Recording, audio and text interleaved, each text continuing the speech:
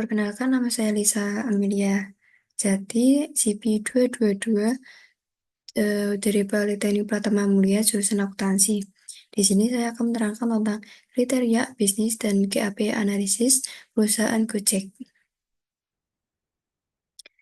Yang pertama yaitu pengertian GAP analisis. GAP analisis merupakan suatu metode yang digunakan untuk mengidentifikasi dan menganalisis kesenjangan antara kinerja saat ini suatu perusahaan dan kinerja yang diharapkan atau target yang ditetapkan. Kemudian ada beberapa metode GAP analisis. Di sini saya akan membahas tentang metode PEST analisis. PEST analisis adalah alat analisis strategis yang digunakan untuk mengidentifikasi dan mengevaluasi faktor-faktor eksternal yang dapat mempengaruhi suatu organisasi. PEST analisis mempunyai 4 unsur. Yang pertama politikal, kedua ekonomik, ketiga sosial, keempat teknologikal. Kita bahas yang pertama yaitu politikal. Politikal sendiri merupakan stabilitas politik di Indonesia, mempengaruhi regulasi yang berlaku untuk layanan transportasi online. Kebijakan pemerintah terkait dengan transportasi dapat berdampak langsung pada operasi Gojek. Yang kedua, ekonomik faktor. Pertumbuhan ekonomi yang stabil mendukung peningkatan daya beli masyarakat, yang pada gilirannya meningkatkan permintaan akan layanan Gojek. Selain itu, kondisi perekonomian global juga dapat berpengaruh pada harga bahan bakar dan biaya operasional. Kemudian yang ketiga, yaitu social factor.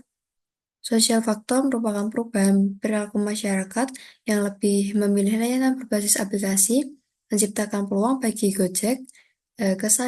Kesadaran akan efisiensi dan kenyamanan mendorong masyarakat untuk beralih dari transportasi tradisional. Kemudian yang keempat yaitu technological factor.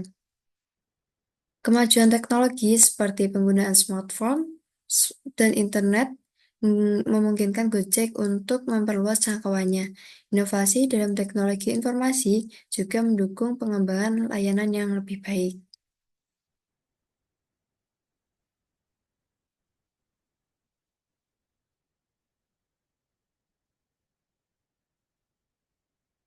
Profil perusahaan Gojek. Gojek merupakan perusahaan berbasis teknologi yang berasal dari Indonesia yang merupakan jasa angkutan melalui ojek. Gojek sendiri didirikan oleh Nadiem Makarim pada tahun 2010 di Jakarta. Gojek tidak hanya menyediakan layanan ojek online, tetapi juga memperluas jangkauan dengan menawarkan berbagai layanan lainnya, seperti pengiriman barang, pemesanan makanan, dan layanan keuangan. Untuk pembayarannya sendiri, mempunyai 2 cara. Yang pertama menggunakan tunai atau menggunakan Gojek Kredit atau GoPay. Kemudian yang GoPay sendiri merupakan metode pembayaran Gojek yang dibuat secara cashless dan dapat digunakan untuk membayar semua layanan.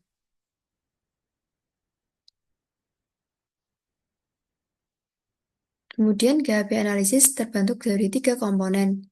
Yang pertama, rincian karakter situasi yang terjadi saat ini. Yang kedua, rincian sejumlah hal yang dibutuhkan untuk mencapai tujuan masa mendatang. Yang ketiga, rincian sejumlah hal penyebab kesenjangan. Selanjutnya, pengaruh Gojek terhadap industri transportasi tradisional di Indonesia. Adanya layanan Gojek menciptakan persaingan yang ketat, penyediaan transportasi tradisional untuk beradaptasi dan meningkatkan kualitas layanan mereka. Banyak pengguna beralih dari layanan transportasi tradisional ojek ke Gojek karena kemudahan, kenyamanan, kecepatan yang ditawarkan mengubah dinamika pasar secara drastis.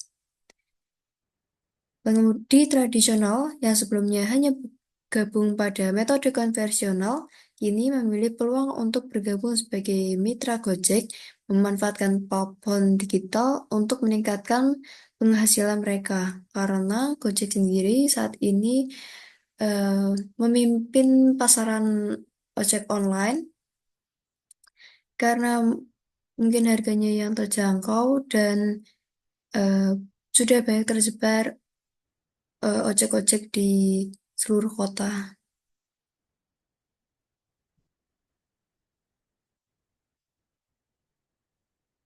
Selanjutnya, yaitu tantangan yang dihadapi Gojek dalam menjalankan operasionalnya. Menjaga kepuasan pengemudi, mengelola infrastruktur yang ada, dan beradaptasi dengan perubahan tren, konsumen juga menjadi tantangan signifikan. Gojek harus terus berinovasi dan mengembangkan strategi yang efektif untuk mengatasi tantangan ini, serta memastikan layanan tetap aman, andal, dan memenuhi kebutuhan masyarakat. Dengan pendekatan yang tepat, Gojek dapat mempertahankan posisinya sebagai salah satu pemimpin di industri transportasi dan layanan digital di Indonesia. Kemudian, persepsi penggunaan terhadap layanan yang ditawarkan oleh Gojek. Persepsi pengguna terhadap layanan Gojek secara umum sangat banyak yang positif. Banyaknya pengguna menghargai kemudahan dan kecepatan yang ditawarkan oleh aplikasi, yang memungkinkan mereka untuk memesan transportasi dan pengiriman dengan cepat dan efisien. Keberadaan layanan seperti GoRide, GoCar, GoFood, dan GoSend memberikan fleksibilitas untuk memenuhi berbagai kebutuhan dalam satu platform. Tarif yang terjangkau juga menjadi daya tarik utama, terutama bagi kalangan mahasiswa dan masyarakat umum yang mencari solusi transportasi yang terjangkau. Promo dan diskon yang sering ditawarkan menambahkan nilai bagi pengalaman pengguna, membuat mereka merasa mendapatkan keuntungan yang lebih.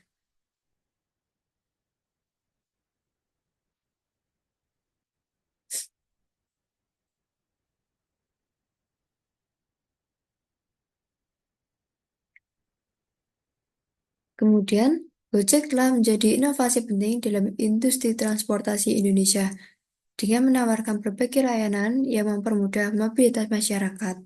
Meskipun telah mencapai citra positif, Gojek masih menghadapi tantangan dalam hal kualitas layanan, keamanan, dan dukungan pelanggan. Dengan fokus pada peningkatan kualitas layanan, inovasi berkelanjutan, dan kolaborasi dengan pemangku kepentingan, Gojek dapat meningkatkan kepuasan pengguna dan mempertahankan posisinya sebagai pemimpin di industri transportasi digital. Upaya untuk mengatasi tantangan yang ada akan sangat penting bagi keberlanjutan dan pertumbuhan Gojek di masa mendatang. Kemudian, Gojek perlu terus meningkatkan kualitas layanan dengan memberikan pelatihan bagi pengemudi dan memastikan kondisi kendaraan tetap baik untuk meningkatkan kepuasan pengguna. Selain itu, implementasi fitur keamanan yang lebih canggih dalam aplikasi, seperti pelacakan real-time dan tombol darurat, akan meningkatkan rasa aman bagi pengguna dan pengemudi. Gojek juga harus meningkatkan aksesibilitas dan responsivitas pelayanan pelanggan dengan menyediakan berbagai saluran komunikasi yang lebih efisien, seperti chat live, untuk menyelesaikan masalah dengan cepat. Untuk tetap bersaing, Gojek harus terus berinovasi dengan menambahkan fitur baru yang relevan, seperti program loyalitas atau penawaran khusus.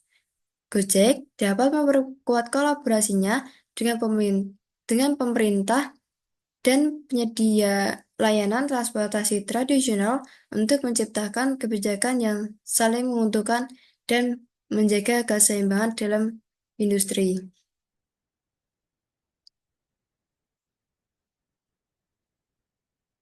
Mungkin penjelasan saya seperti berikut. Semoga bermanfaat. Wassalamualaikum warahmatullahi wabarakatuh.